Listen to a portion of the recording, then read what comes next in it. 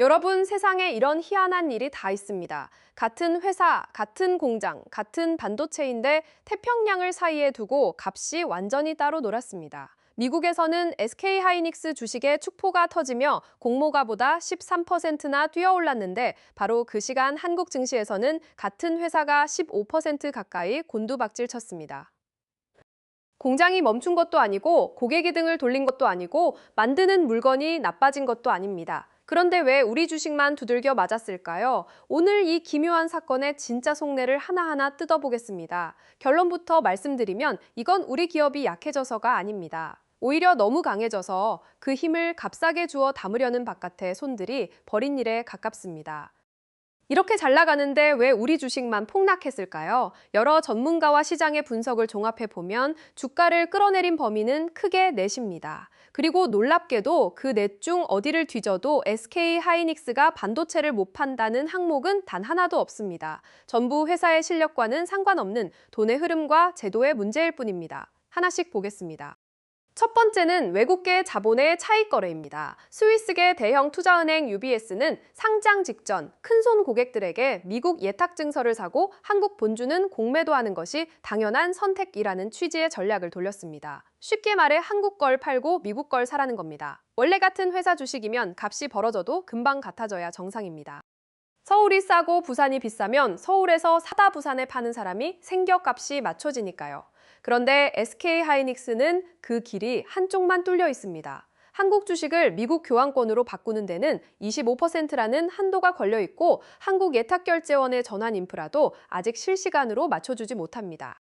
서울에서 부산 가는 도로는 열려 있는데 부산에서 서울로 돌아오는 톨게이트는 잠겨 있는 셈입니다. 그러니 물량은 미국으로만 흘러가고 한국 본주에는 매도 압력만 쌓인 겁니다. 실제로 상장 당일 외국인은 코스피에서 SK하이닉스를 1조 7천억 원어치 넘게 팔았고 그 물량을 우리 기관과 개인이 고스란히 받아냈습니다. 두 번째는 신주 발행입니다. 이번 상장은 기존 주주가 들고 있던 주식을 판 게 아니라 주식을 아예 새로 찍어서 판 겁니다. 새로 찍은 물량이 전체의 2.5% 정도 됩니다. 반 학생 수는 그대로인데 전학생이 몇 명 더 들어온 것과 같습니다. 회사가 버는 이익은 똑같은데 나눠 가질 사람만 늘었으니 한 주가 가져가는 몫이 아주 조금 옅어집니다. 그런데 여기서 중요한 게 있습니다. 그 새 주식이 국내 시장에 실제로 들어오는 건 7월 29일입니다. 시장은 그날까지 기다려주지 않습니다. 곧 나눠 먹을 사람이 늘어난다는 사실이 확정된 순간 오늘 미리 계산해서 오늘 파는 겁니다. 다만 잊지 말아야 할 사실이 있습니다. 그 40조 원은 누구 주머니로 사라진 게 아니라 전부 용인과 청주의 새 공장, 최첨단 장비로 들어갑니다. 반찬통 자체를 훨씬 크게 키우는 데 쓰는 돈입니다. 세 번째는 증권사 리포트입니다. 가장 큰 고질병입니다. 몇몇 증권사가 SK하이닉스의 실적 전망치를 낮춰 잡으면서 시장이 겁을 먹었습니다. 그런데 자세히 보면 이야기가 다릅니다. 벌어들이는 돈은 올해도 내년도 그 다음 해도 계속 늘어납니다. 다만 늘어나는 속도가 완만해질 뿐입니다. 20점 맞던 학생이 갑자기 90점을 받으면 온 집안이 뒤집어지지만 다음에 95점, 그 다음에 97점을 받으면 여전히 반 1등인데도 칭찬은 예전만 못한 것과 같습니다. 성적이 떨어진 게 아니라 놀랄 일이 줄어든 것뿐입니다. 시장에서 말하는 이른바 반도체 고점론의 정체가 바로 이겁니다. 회사가 망한다는 얘기가 결코 아닙니다. 오히려 장기 공급 계약으로 값을 미리 못 박아둔 덕분에 이익의 크기는 조금 완만해져도 그 수명은 훨씬 길어지고 있습니다. 네 번째 범인은 우리 시장 안에 있습니다. 삼성전자와 SK하이닉스만 2배로 따라가는 단일 종목 레버리지 상품에 개인 자금이 10조 원 넘게 몰려 있었습니다. 이 상품은 오르면 더 사고 내리면 더 파는 구조라 브레이크를 떼고 엑셀만 2개 단 자동차와 같습니다. 본주가 8% 빠질 때 이 상품들은 15, 16%씩 빠지며 하락을 증폭시켰습니다. 실제로 SK하이닉스가 하루에 5% 넘게 출렁인 날이 올해 상반기에만 예년 몇 년치를 합친 것보다 많았습니다.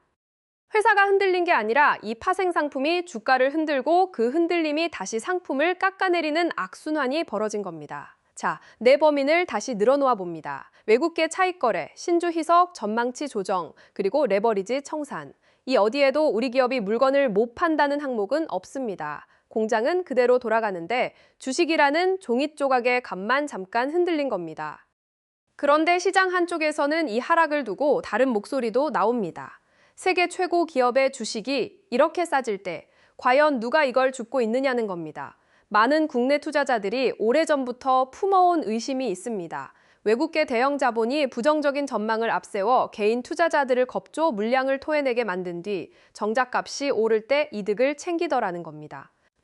실제로 이번 조정 국면에서도 여러 외국계 창구와 미국 대형은행들의 신중론, 매도 리포트가 잇따라 나왔습니다. 대표적으로 JP모건 같은 곳은 반도체를 두고 신중한 시각과 저가 매수 기회라는 시각을 동시에 내놓으며 시장의 방향을 흔들었습니다.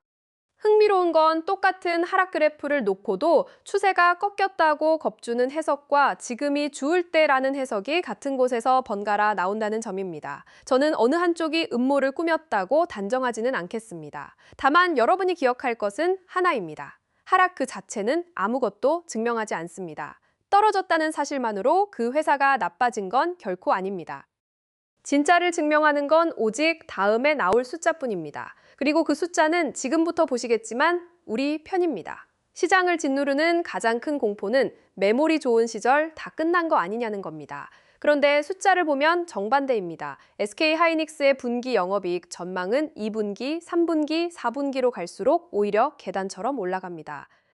한 증권사는 아예 2027년이 반도체 70년 역사상 공급이 가장 빡빡한 해가 될 것이라고 내다봤습니다. 이유가 명쾌합니다. 내년에 새로 지어지는 일반 메모리 공장이 사실상 없는데 바로 그때부터 빅테크들의 장기 공급 계약이 본격적으로 시작됩니다. 새로 나오는 물량은 계약을 맺은 큰 손님에게 먼저 배정됩니다.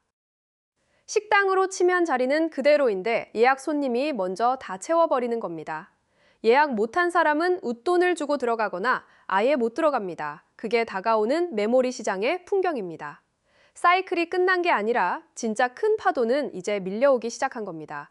물론 마냥 장밋빛만은 아닙니다. 냉정하게 두 가지 그늘도 봐야 합니다. 하나는 이른바 캐펙스 피로도입니다. 인공지능 인프라에 천문학적인 돈을 쏟아붓는 빅테크들이 고금리 상황에서 빚을 내 가며 언제까지 이 투자를 이어갈 수 있느냐는 시장의 의심입니다. 다른 하나는 중국의 추격입니다.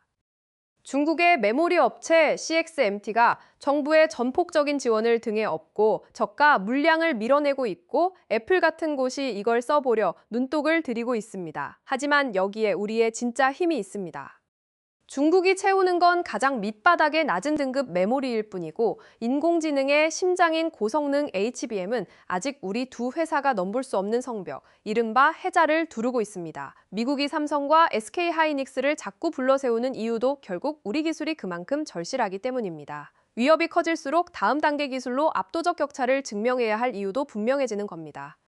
이제 가장 억울한 대목입니다. 주가가 비싼지 싼지를 재는 가장 흔한 잣대가 주가 수익 비율, 즉 PER입니다. 회사를 통째로 사서 몇 년을 굴려야 그 값을 뽑는지를 보는 숫자죠. 그런데 지금 SK하이닉스는 이 숫자가 4.7배 정도입니다. 5년만 벌면 회사 상값을 다 뽑는다는 뜻입니다. 삼성전자는 더합니다. 4.5배 안팎입니다.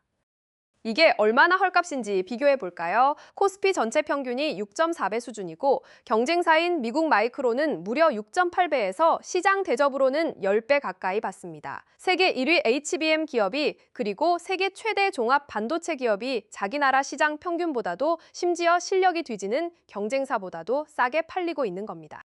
이게 바로 오랫동안 우리를 괴롭혀온 이른바 코리아 디스카운트의 민낯입니다. 말로만 하면 와닿지 않으니 현금으로 보겠습니다. 회사 통장에 실제로 쌓이는 돈을 비교하면 올해 말 기준 SK하이닉스가 마이크론보다 더 많은 현금을 벌어들일 것으로 전망됩니다. 더 많이 버는 회사가 시장에서는 절반도 안 되는 값으로 팔리고 있는 겁니다. 이보다 더 억울한 일이 어디 있겠습니까? 반대로 말하면 이 부당한 할인만 정상으로 돌아와도 주가가 크게 올라설 여지가 그만큼 크다는 뜻이기도 합니다. 실제로 우리보다 앞서 미국에 상장했던 대만 TSMC도 미국 가격이 본토보다 계속 비쌌지만 본토 주식이 버려진 게 아니라 시차를 두고 뒤따라 올라갔습니다. 통로가 열리면 물건이 그대로여도 살 사람이 늘어나면 값은 결국 한 방향을 가리킵니다. 그럼 도대체 얼마까지 갈 수 있을까요? 주가는 아주 단순하게 한 주가 버는 돈에 시장이 쳐주는 배수를 곱한 값입니다. 내년 SK하이닉스가 한 주로 벌 돈에 지금 받는 4.7배를 곱하면 현재 주가가 나옵니다. 그런데 만약 코스피 평균인 6.4배만 받아도 주가는 훌쩍 올라섭니다. 국내외 애널리스트들의 평균 목표가는 대략 7배 안팎을 상정하고 있고 다수 증권사는 400만 원 안팎을, 가장 보수적인 곳은 훨씬 낮은 값을 부릅니다. 이 큰 차이는 회사를 다르게 본 게 아니라 딱 하나 이 사다리의 몇 번째 칸에 서느냐만 다른 겁니다. 마이크론만큼 대접받는다고 보면 위칸 4.7배도 과하다고 보면 아래칸입니다. 분명한 건 세계 1위라는 이유로 붙어야 할 프리미엄을 아주 조금만 얹어도 지금 값이 얼마나 눌려 있는지가 드러난다는 사실입니다. 이 이야기는 삼성전자에도 똑같이 적용됩니다. 삼성은 메모리에 더해 파운드리, 즉 반도체 위탁 생산에서도 호재가 연이어 나오고 있습니다. 세계적인 기업들이 삼성의 최신 공정에 일감을 맡기고 인공지능 가속기 물량을 확정하고 있습니다. 삼성 역시 PER이 내일 5배 수준으로 눌려 있어 실적이 제 궤도에 오르는 것이 숫자로 확인되는 순간 재평가의 여지가 큽니다. 두 회사는 지금 함께 사상 최대의 이익을 향해 날아가는 두 날개입니다. 한쪽이 잠시 숨을 고르면 다른 쪽이 밀어주는 그런 든든한 구도입니다. 정리하겠습니다. 지금의 하락은 회사가 나빠진 결과가 아니라 상장 과정에서 돈이 자리를 옮기고 제도가 아직 덜 정비되어 생긴 지극히 기술적인 조정입니다. 벌어들이는 돈은 2028년까지 계속 늘어나는 방향이 맞습니다.